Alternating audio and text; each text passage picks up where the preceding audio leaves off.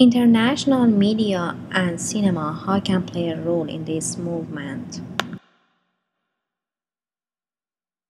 Actually a broadcast journalism undergraduate myself, and I think the most important role for the media to play is to depict the story as in an unbiased way. So simply to report on it, not to pick sides, not to push their own agendas while they're covering the news. Just making sure the information is out there for their viewership. That would be the most important role the media can play, and not to shy away from it. I think a lot of, I don't want to get into names, but I think a lot of media outlets do shy away from coverage on Iran, or they pick and choose what they want to show on television and also on the radio. I think outlets like NPR do a pretty good job of,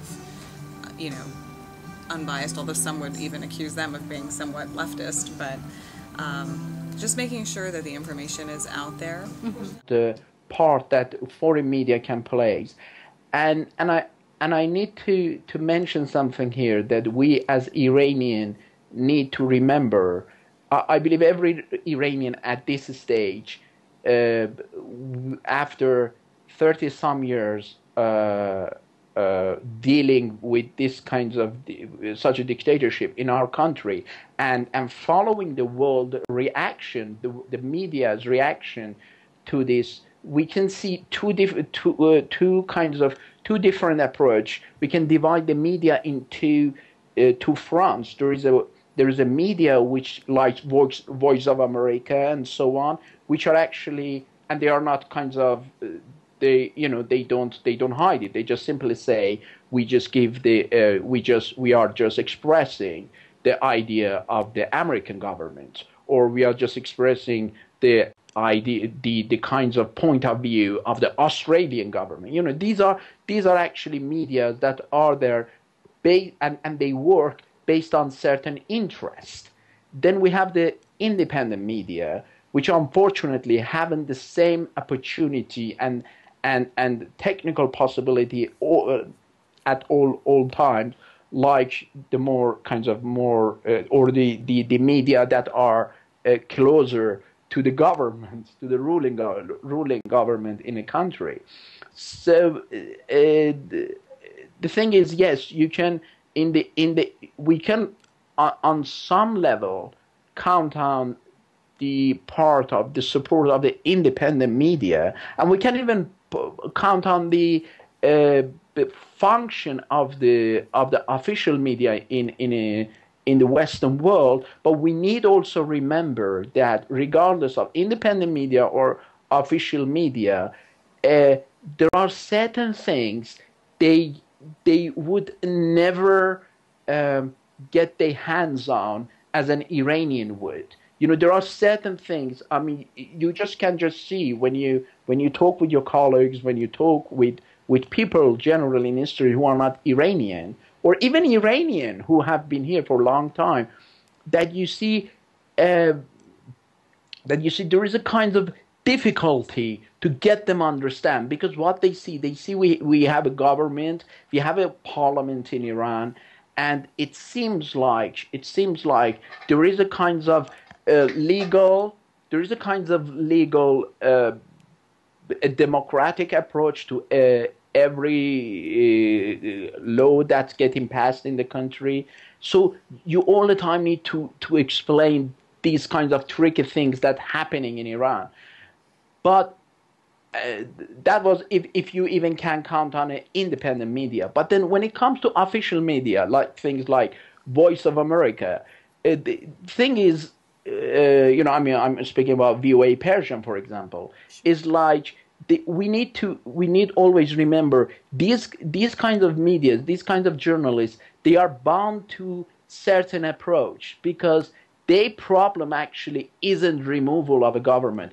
Our problem as Iranian is a removal of a government. But we need to remember, American government, if they can get their head around, together with the Iranian government, around, for example, nuclear issue, they may let certain things go, and they kinds of come and preach about, okay, let's have a talk, let's have a dialogue. but dialogue doesn't work. Khatami tried to have a dialogue. I mean, Sure. Khatami tried to give the impression of dialogue between cultures and all that stuff. It didn't go anywhere,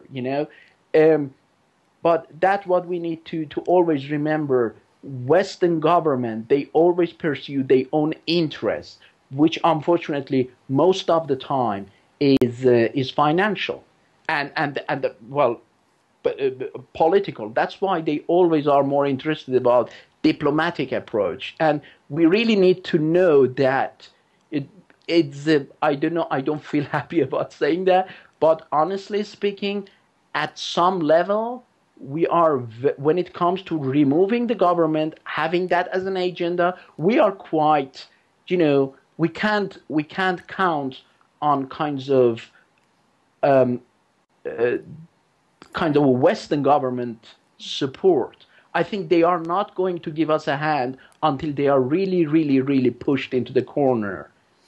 And I think it's too much of an expectation from them because of the interest they have. But what I think we can do, we can actually use the situation that the Iranian government is in very strategically. I mean, like if our opposition leader right now, who are living abroad, they are very clever, and they are. If they approach the problematic very strategically, we can actually, like a chess game, we can actually really use this situation on our benefit and make them even unwillingly to support us. Have a kind of the specific approach, which I would say it goes more kind of hand in hand with what someone does. Like for example, in my case, and my colleagues' case, who are artists and actors, well, it's upon us obviously to make performances or films or whatever that we can do to kind of make the world more aware about this. And along the way you go, everybody in the profession, they practice, they can see and be creative about how they can kind of what would you say, take forward the voice of people inside Iran. In talking to a lot of young people, I see a lot more interest in getting involved in human rights efforts, and as people get older, I think they start to have an appreciation for just how difficult it is to create change. My only advice would be not to give up. There's a woman by the name of Nazanin Afshinjam, and for anybody who's watching this, they can actually Google her.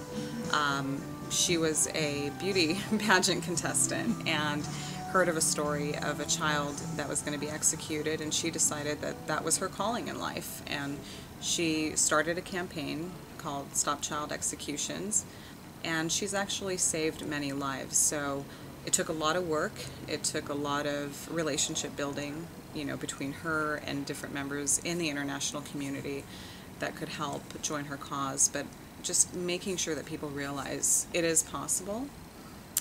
There's no promise that it's going to be easy, but if that person were your brother or your sister or your mother or your father, would you be willing to spend the time and the effort? And I would think the answer would be yes. So to have that, have that feeling about any human being, I think is critical.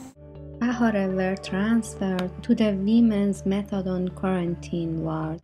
Her contact with the outside world has been cut.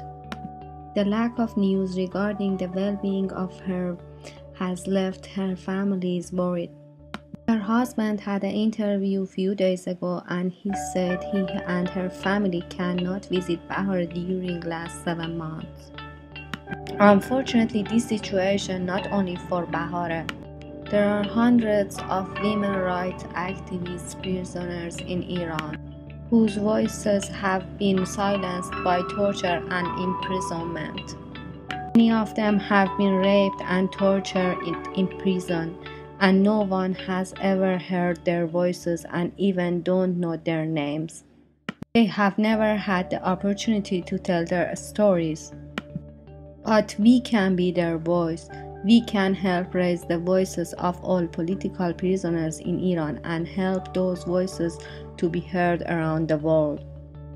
I want to finish this video by parts of Bahara's message from Iranian to the European Union few days before she arrested. My name is Bahara Hedayat. My dear friends who live in free countries, you are hearing my voice from Iran, a country where its president cannot stop lying when he's being interviewed by press. He is even brazen enough to call Iran the freest country in the world.